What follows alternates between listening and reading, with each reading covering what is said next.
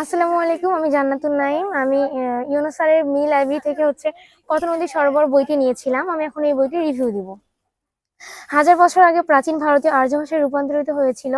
এই বঙ্গীয় অঞ্চলে জন্ম নিয়েছিল এক মধুর কোমল বিদ্রোহী প্রকৃতি, তার নাম বাংলা। ওই ভাষাকে কখনো বলা হয়েছে প্রাকৃত, কখনো বলা হয়েছে গৌড়ীয় ভাষা, কখনো বলা হয়েছে বাংলা। এখন আমরা বলি হচ্ছে এই ভাষাটিকে বাংলা।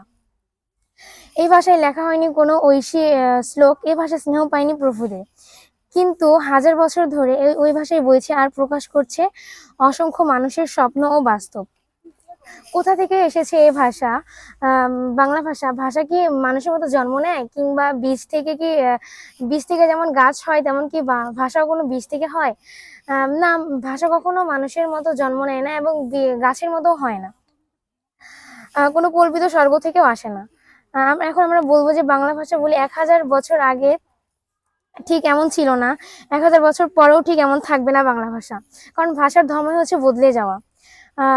বাংলা ভাষার মানুষ একসময় এদেশের মানুষ বাংলা ভাষায় গান গাইতো, কবিতা বানাতো। আর ভাষার রূপ তো সবসময় বদলে যায়, সেটা আমরা সবাই জানি। আর রূপ বদলে যাওয়াটাই স্বাভাবিক। আর রূপের বদল ঘটার অর্থে আছে অনেক দিন কেটে গেলে মনে হয় ভাষাটি এক নতুন ভাষা হয়ে উঠেছে। বাংলা ভাষার আগেও এদেশে অনেক ভাষা ছিল। আর এখন আমাদের মনে প্রশ্ন জাগতে পারে, কখন জন্মেছিল এই বাংলা ভাষা? কারা সেই প্রথম বাঙালি যাদের কণ্ঠে বেজে উঠেছিল একটি নতুন ভাষা, যার নাম বাংলা? ঠিক একটি বাংলা ভাষায় কি জন্ম নিয়েছিল সেই ধূসর অতীতে, নাকি বাংলা বিভিন্ন অঞ্চলে বাঙালি কণ্ঠে ধ্বনিত হয়েছিল বিভিন্ন রকম বাংলা ভাষা? তা ঘটেছিল কোন শতাব্দীতে খুব নিশ্চিত করে কিছুই বলা যায় না, কারণ যেদিন জন্মেছিল বাংলা ভাষা সেদিন তো কেউ লিখে রাখেনি যে কোন দিন বাংলা ভাষাটা হয়েছিল। আর মানুষের বুক থেকে মানুষের মুখে এসে ধ্বনিত হয়ে আদি বাংলা ভাষা শিখে যায়। মানুষের ভাষার মধ্যে অনেক ধরনের থাকে। আমরা যে ভাষায় কথা বলি এটা হচ্ছে বাংলা ভাষা, আর আমাদের মাতৃভাষা হচ্ছে বাংলা ভাষা। এই ভাষাটি আসলে অনেক শহীদদের রক্তের বিনিময়ে আমরা এই ভাষাটি পেয়েছি।